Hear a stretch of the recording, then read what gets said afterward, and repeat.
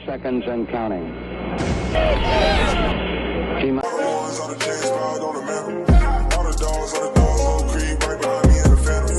Hey, what's good, y'all? Welcome back to another video. It's Anish. I'm joined with DJ, and today we're going to be going over the Rockets win versus the Utah Jazz.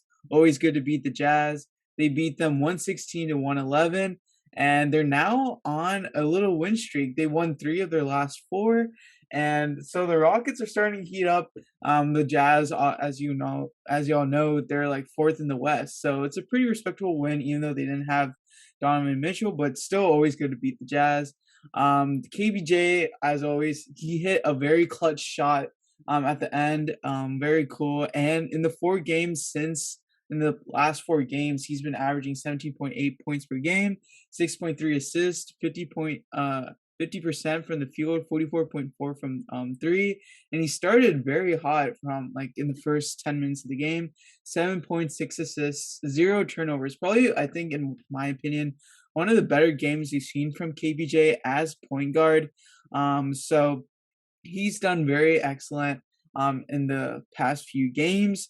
And also a lot of respectful stat lines. Garrison Matthews also bounces back from a little of a cold streak, and he was their leading scorer tonight. 23 points, 5 of 9 from 3. Also, Armani Brooks also had like a back-to-back triples, 9 points off the bench. Also, Christian Wood did pretty good against Gobert.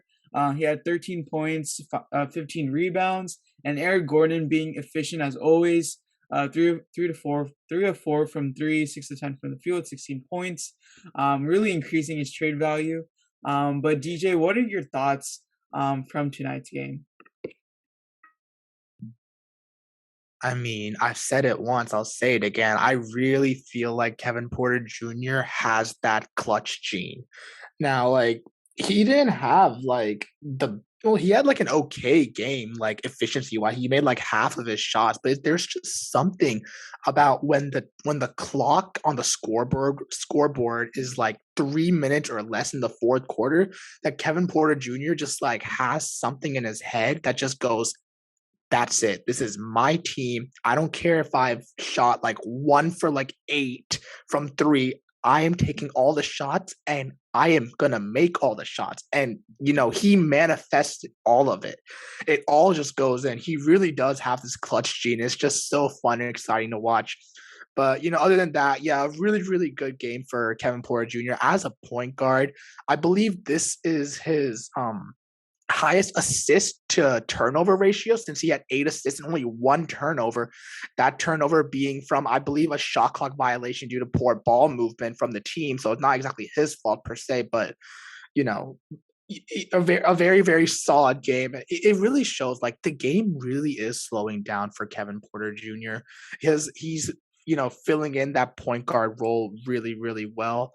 And if we just overall, a really solid game from him. But if we take a look at like his partner in the backcourt, Jalen Green didn't exactly have the best of games tonight. He only had 7 points, 5 rebounds, shot kind of poorly, 3 for 13 from the field, and only 1 for 4 behind the 3-point line. And Rockets Twitter is like kind of like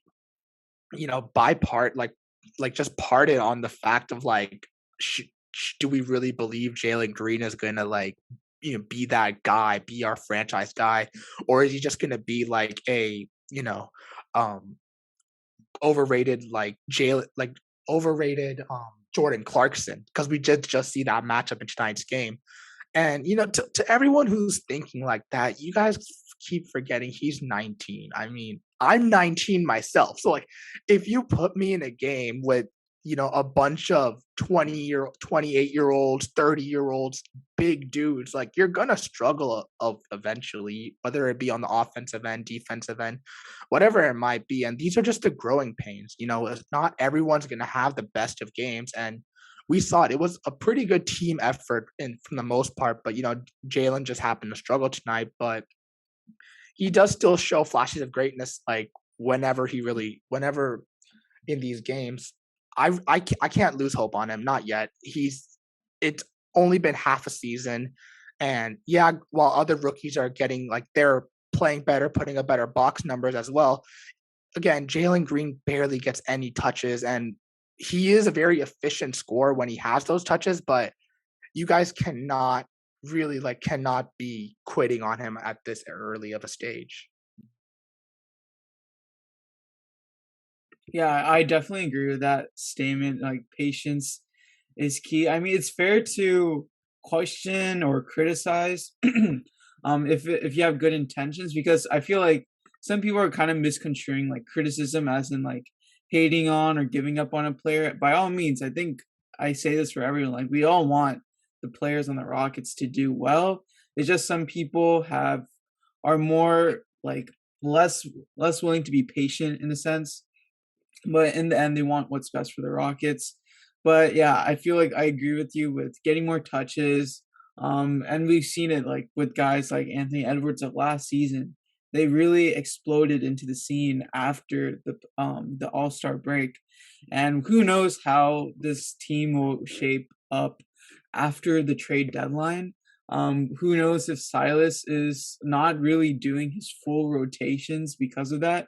Maybe he's trying to showcase some of the guys that are on the trade block. I don't know if he's actively thinking that as a coach, or like if that's even in his mind. But like Jalen Green getting like little to no touches in the fourth quarter, and especially in these key, crucial, clutch time situations, for him to not get any run just kind of upsets me a bit, because like these are the experiences that you really learn a lot from, because those situations that you get, they're very important because you need to execute well, and they don't it's not likely that we encounter them considering our roster makeup, because us having a close game is less likely than us getting blown out. So for him to miss out on these opportunities is really heartbreaking, I guess, for me. But overall, just back to KBJ, I guess. Silas, when talking about like on the chance that KBJ would not take the last minute three, he said no chance, no chance. He ran the same action in Washington. He says I like that shot. So obviously Silas is gaining a lot more confidence in KBJ, and KBJ is also feeling a lot more confidence in himself. And let's also talk about another rookie who has been who's been returning back from injury, Alvin Şengün. Um, his first few games back, it didn't. He was like fouling a lot more. But I think now he started to like settle in again. And Silas really credited Şengün's post ups and elbow isolations for generating Houston's fourth quarter triples. And we said it once, and we'll say it. We said it a lot of times actually. But Şengün is probably one of the best passers on our team, and probably one of the best, and as a result of that, one of the best playmakers on this team. So it's not a surprise that Houston is a way better offense with him on the court. And in general, their offense today, some of it was like really good offensive execution, and some of it was hot shooting, obviously from Garrison Matthews, who is a pretty streaky shooter. But overall, like we had pretty good offensive execution, and Silas really credits Şengün as being an integral part of the offense. But DJ, do you have any comment on Şengün's game today? I mean, I feel like this is definitely Şengün's best game since coming back from injury. I believe this is just his third game back. But, it's not like Şengün really like played bad after he came back. It's just like I feel like if you like just from like the eye test, what it showed me was his teammates, like they kind of forgot how to play with Sengun on the floor. Like they forgot that, oh man, Sengun is such a great passer. He can get the ball to me like in any spot, wherever, whether I just have to cut, I just have to move around. He'll get the ball to me. And we saw that with a couple of like careless turnovers. What and they weren't exactly like bad passes either. They were just, the teammates just didn't click. But that was not really the case with tonight's game. As Sengun, he was passing, he was rebounding. He played some solid defense also on like Udoka Azubuike, and he tried his best against Rudy Gobert as well. But other than that, he had that really good pass in the clutch when Utah was kind of closing in on our lead, where he had a baseline, did a quick the back to the basket, and he jumped in the air and quickly made that quick decision to just throw it to Eric Gordon, who was on the top of the left key, and he did his little dribble step, hit that 3-pointer that really shifted the momentum back in our favor. So, having Sengun on the floor is just it opens up the floor so much more. Also, he had a 3-pointer today in tonight's game, and his shot looked really fluid, especially his lower half, because from what I've seen like in his previous games, it looks like he's like spreading his legs when he's like landing, but like now he looks like he's going up straight. So, he's really been working a lot with guys like John Lucas and all on, getting that 3-point shot down. And if he can become a solid 3-point shooter, that just opens up his game a lot more. Yeah, and I also I saw a tweet yesterday that Alperen Şengün is averaging 1 point per possession on post ups, and that's third in the league behind Joel Embiid and Nikola Jokic among high usage post players. So for him to be in such elite company at such a young age, really speaks to how talented Alperen Şengün is. And also forgot to mention Jayshawn Tate, he had a great game today, 7 of 16 from the field, 3 of 7 from three. And so Gobert was giving him open looks on three, and Tate decides like, okay, if you're gonna leave me open, I'm gonna take it. And he made some of them, as you can see, and he also scored 18 points. Like Tate is slowly becoming one of I think he's probably our most reliable player at this point. As far as just consistency, I guess along with Eric Gordon. But Jayshawn Tate has been great in so many aspects, and he's still improving. Like it might be very negligible within from game to game, but I think Jayshawn Tate is probably one of the more consistent players on our team, and so that's good to see. Um, and Christian Wood, obviously he makes some boneheaded plays here and there, and he doesn't really pass the ball the most. But Christian Wood, like I said, he had a decent game today. He also had a half court shot. So when do you ever see that? Once in a blue moon, I guess. But yeah, any other thoughts you have, or any other players you wanted to talk about? Yeah, I wanted to get back on that part with Jay Shante. Yeah, he's a very consistent player. And the part that I really love about his game is that he doesn't really force up many shots. He's that kind of guy that creates his own offense by what others do. So if someone misses a shot, he's gonna run in for that rebound. If someone is, getting double teamed, he's gonna quickly get that cut. Hopefully they get that bounce pass, they're able to get there, do his little spin move, lefty layup finish, whatever it might be.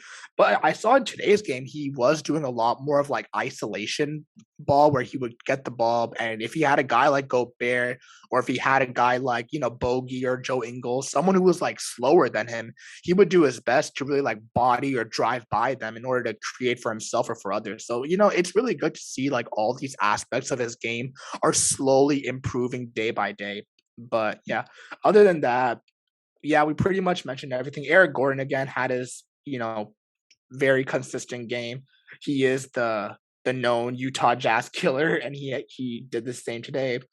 Armani Brooks, I think, finally got out of his shooting slump right after Ryan Hollins called him Armani Bricks and said he's gonna make these next shots like right afterwards. So I don't know what happened. Ryan Hollins like could have just he got into his head from the sideline, and after that, Armani Brooks hit like 3 or 4 from 3 pointers. So shout out to that. But other than that, a really solid game against a team that didn't have Donovan Mitchell, but nonetheless, they are still, I believe they're the third seed. And so, Rockets still own Utah. I'm pretty sure Vernon Maxwell is somewhere like planning a party or something, going crazy on Twitter, whatever it might be. So be sure to be on the lookout for that. But other than that, very, very solid win from our boys. And yeah, we definitely showed Daniel House, who was talking a lot of smack on Twitter, telling us we are like a bottom feeder team, and that same bottom feeder team just beat his team, which is kind of weird to say now, like just saying it out loud. Daniel House is on the Jazz, but